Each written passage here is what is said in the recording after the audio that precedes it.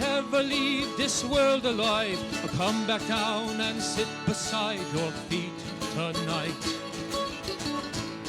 Wherever I am, you'll always be more than just a memory. Well, if I ever leave this world alive. Hey folks, Professor Finn here, and today we're going to be talking about your end goal for funeral licensure and which education you should perhaps choose versus a different type of education. So I have previously done a video on the types of licenses that are out there. If you want to learn more about that, these are specifically the Florida license, but the Florida license structure is comparable to most states. Feel free to jump on the channel and look under the commentary playlist, or I'll post a link in the description below.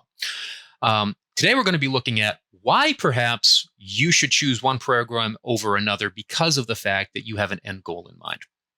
Now, as a general statement, of the 50 states that have individual personal licenses, funeral director, embalmer, combination funeral director, embalmer, or mortician's license, those 49 have some sort of minimum educational component.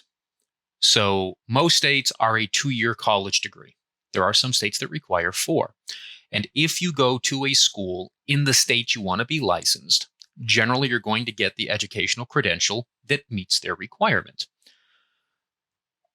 In many cases, there are schools that offer certificate programs that train you in one aspect of the job so you can seek one specific type of license. The most common are funeral director or embalmer. You can do one of the jobs, but not both of the jobs.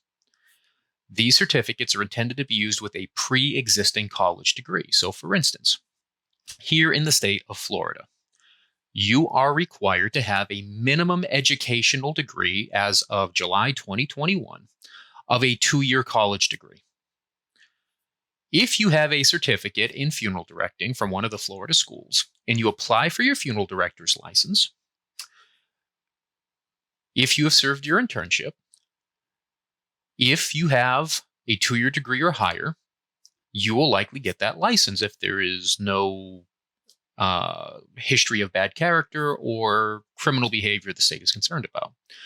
But if you go up before the state and you do not have a college degree, you have a bunch of credits but no college degree, and you say, hey, I got the certificate and I finished my internship, the state's going to go, well, you still need a 2-year degree, get something. Because you cannot be licensed without the minimum education requirement, which is the 2-year college degree. Now, for states that require a bachelor's degree, same exact thing.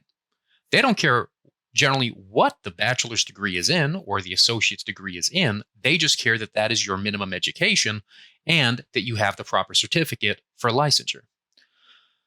Now, what are the problems with this? Well, what ends up happening is some of you will go, hey, I want to start with one aspect of the job, maybe see if I like it, and legitimate. That's a decision you need to make.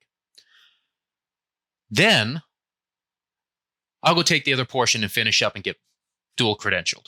I'll go from being a funeral director to a combination funeral director and embalmer.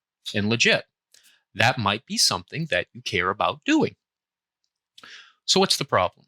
Well, when you take the funeral director portion, if you will, the single section, you're going to take an industry minimum practices exam here in Florida called the Florida State Board exam. And it is going to test you on whether or not you have the minimum competencies to practice funeral directing. You're going to go back to school. You're going to finish the other portion of your education.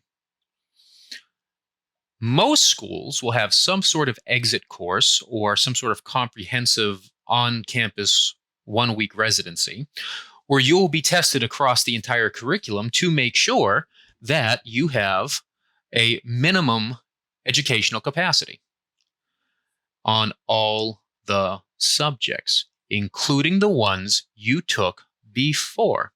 So what's the problem? What's the problem? The problem becomes if you finished your certificate and waited 2 or 3 years and then went back to school, you're now going to be tested on all the stuff from 2 or 3 years ago. Because the test that is used for the majority of states for combination licensure is the National Board Exam administered by the International Conference of Funeral Service Examining Boards.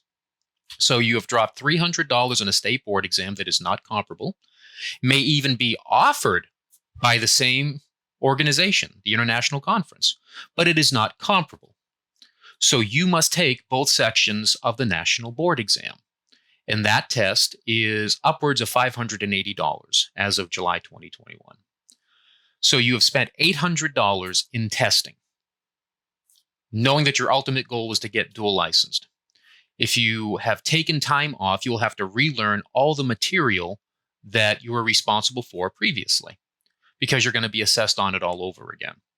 And if you fail that portion of the board exam, you will not be able to get dual licensed, which is going to create this interesting situation because the requirement for combination licensure is passage of both sections of the national board exam, at least here in Florida.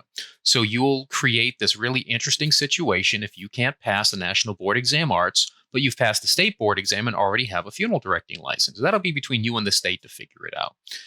The moral of the story here, folks, is that you understand that when you are coming into a professional program, no matter what it is, veterinary technology, law, medicine, funeral directing, aviation mechanics, whatever it is, you have in your mind what your end goal is.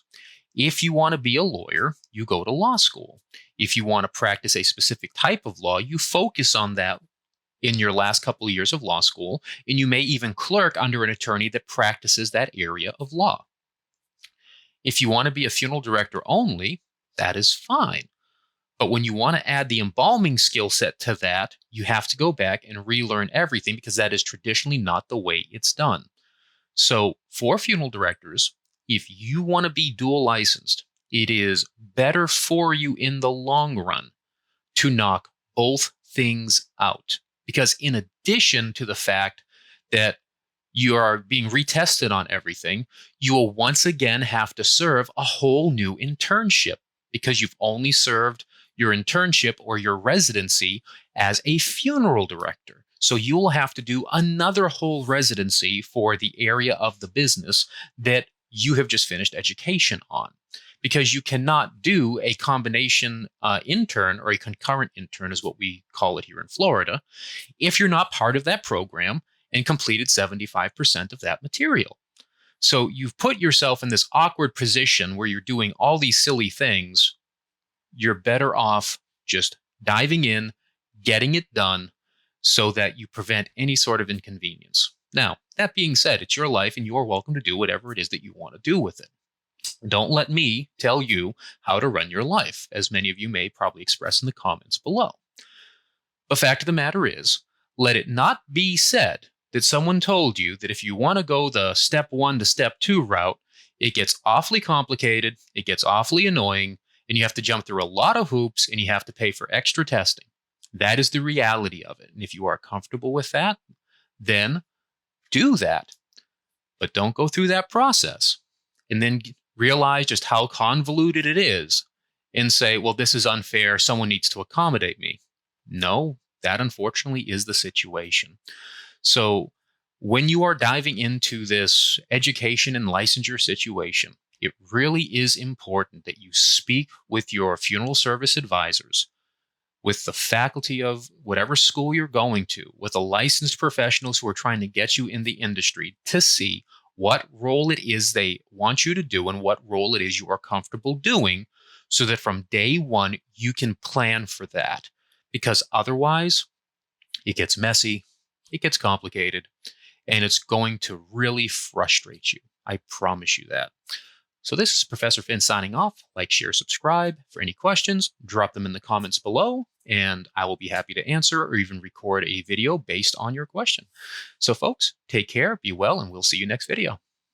All my memories gather round her, miner's lady, stranger to blue water, dark and dusty, painted painted on the sky, misty taste of moonshine, teardrop in my eye. Country roads, take me home to the place I belong.